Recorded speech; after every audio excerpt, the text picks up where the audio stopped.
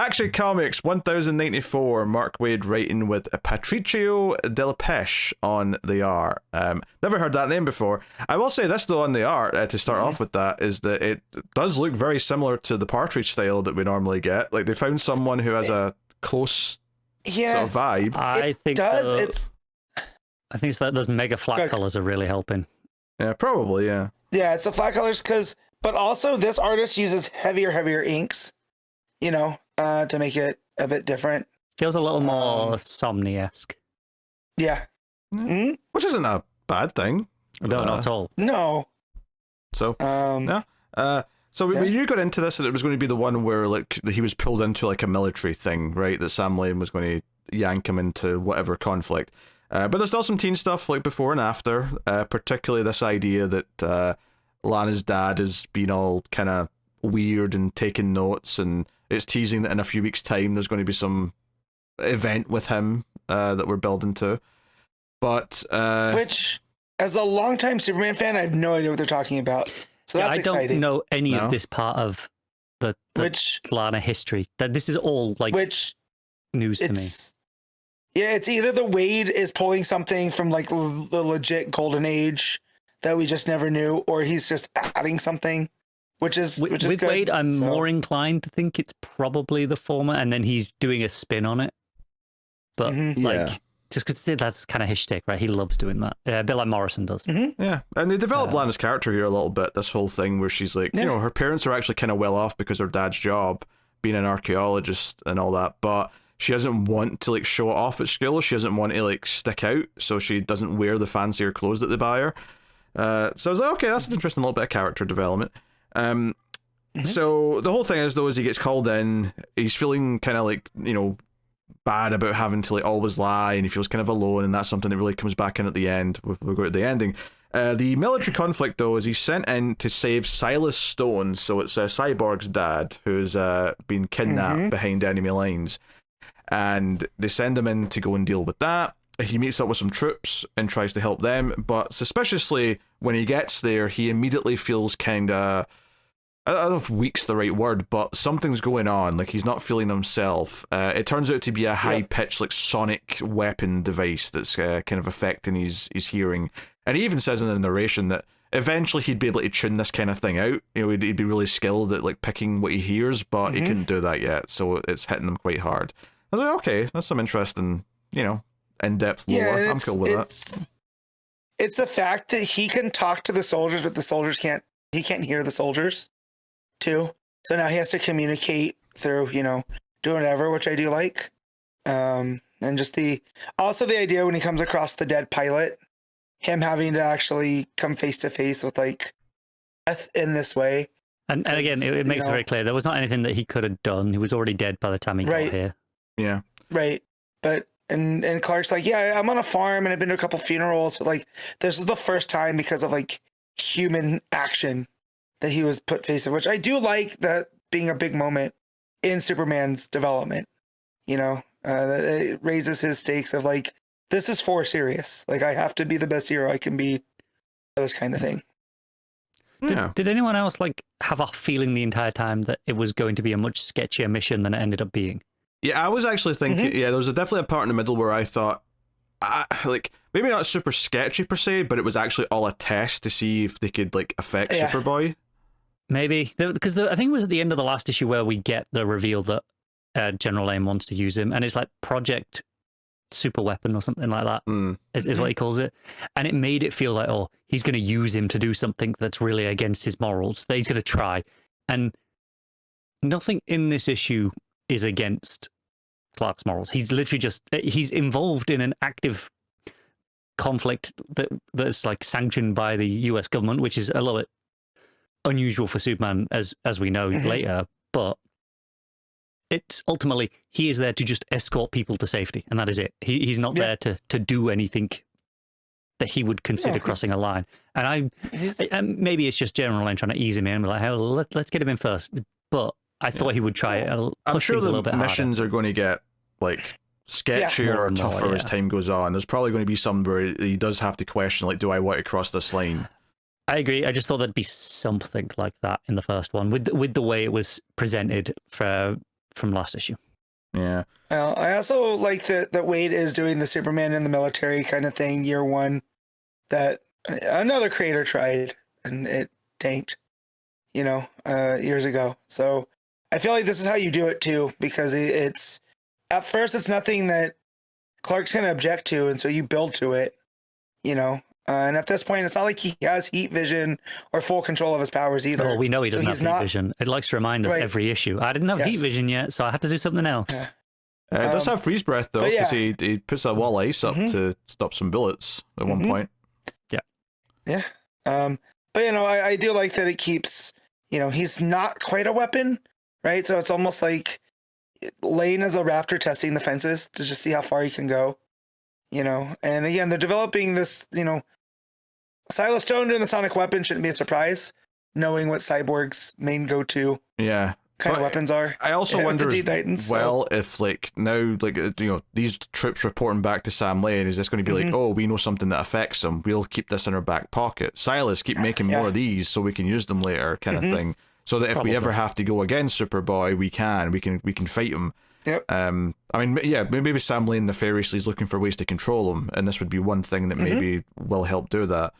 So I think it was all doing. There's a nice little somber moment at the end where he goes back to the dead pilot and puts his cape over him and carries him away. Yeah. It felt quite just a nice quiet page of that happening, and then it really emphasizes this idea that he feels very lonely because he can't tell anyone about what he does or what why he's late to things. And they actually set up the last issue that Pete had been feeling that way, like, hey, you've been kind of distant, can we go camping again? So this issue actually ends with this camping trip that they set up before. And Clark even thinks to himself, like, is it possible? Could I tell Pete? And he actually flies off at night from the tent to go save a couple who are getting attacked by bears, which I actually thought was quite adorable, because he picks both the bears up by the back of the neck and sort of puts them down. He doesn't want to hurt them, because the bears aren't doing anything wrong. He's just like, let's get away from the humans. So he puts them down like a couple of pets, and the bears just kind of look like, what's happening here? We're being manhandled. Why are we flying? That's also on the campers for not having a bear sack to put in the trees. If you're camping in bear territory, there's rules. You're saying this like we've ever heard of this. We've never heard of any of these bear rules. Do you guys live in a place where there's grizzly bears? No, but bears can get into like goddamn anything. You have to proper bear things. I'm aware of this.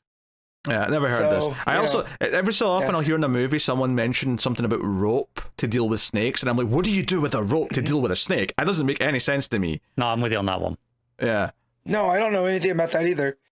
I've definitely heard multiple people say this in different movies. So you use rope to, I don't know, repel snakes in some way. I don't know if it's like soaked in something or they're doing something with it, but maybe they're just like whipping them with the... So you're telling me this whole time Indiana Jones has had the key to dealing with snakes at his hip, and he's so terrified he hasn't thought about it?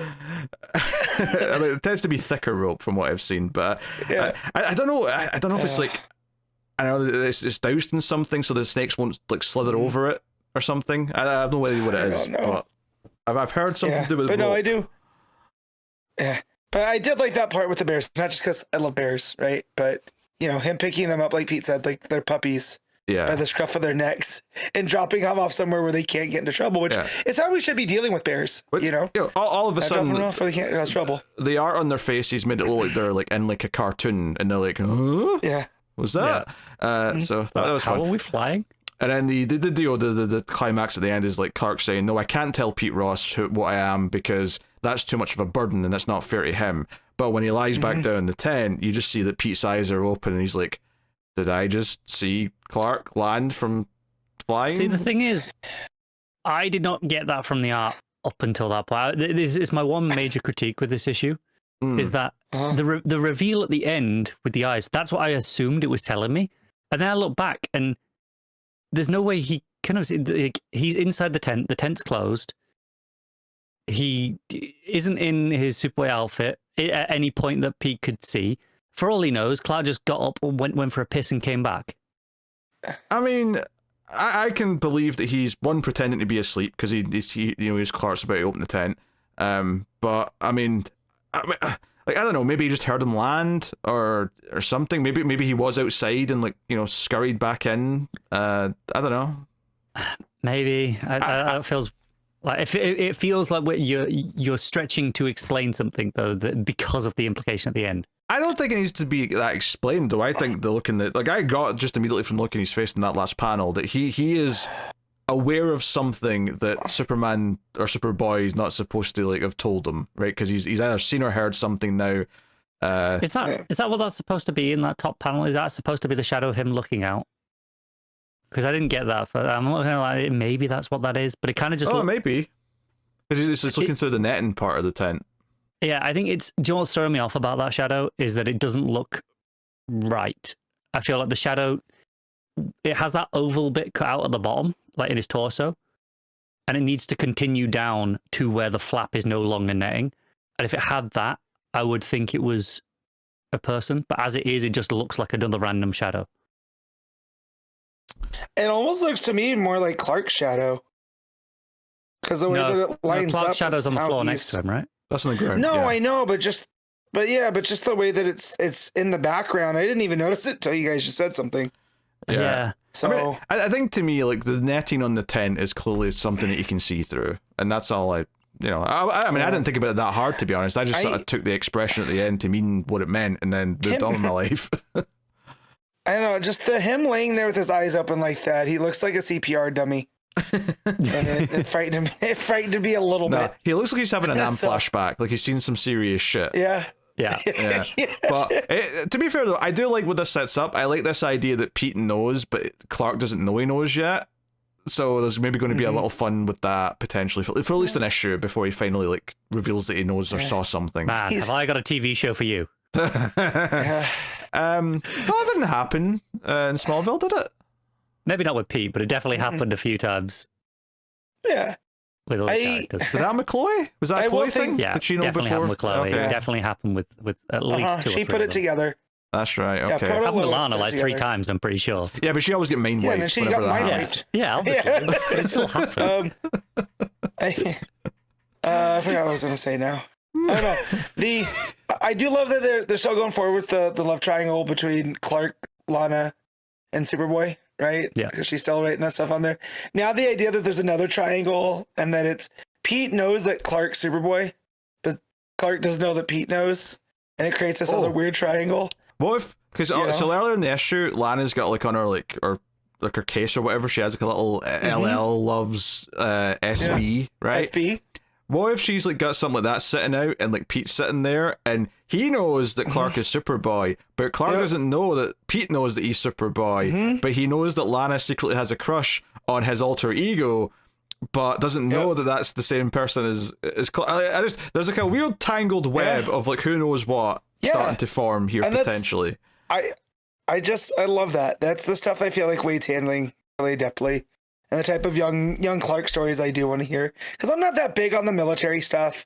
And then even before this, the stuff with Captain Comet was kind of a little bit hit or miss, but all of I think this is some of Wade's best DC work recently. There was the Batman Robin Year 1, and then this is probably the next best thing he's had. Oh yeah. I mean, Batman Robin Year 1's his crown jewel of the last few years, so that was fantastic.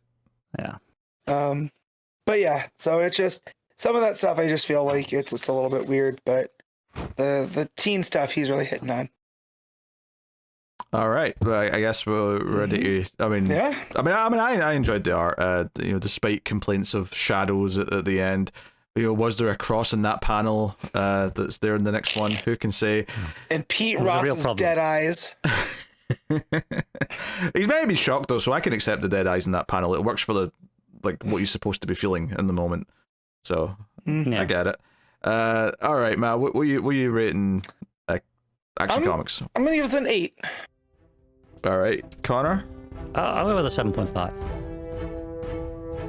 I think I agree with the 8. I think I agree with the 8 out of 10. Well, pretty damn good.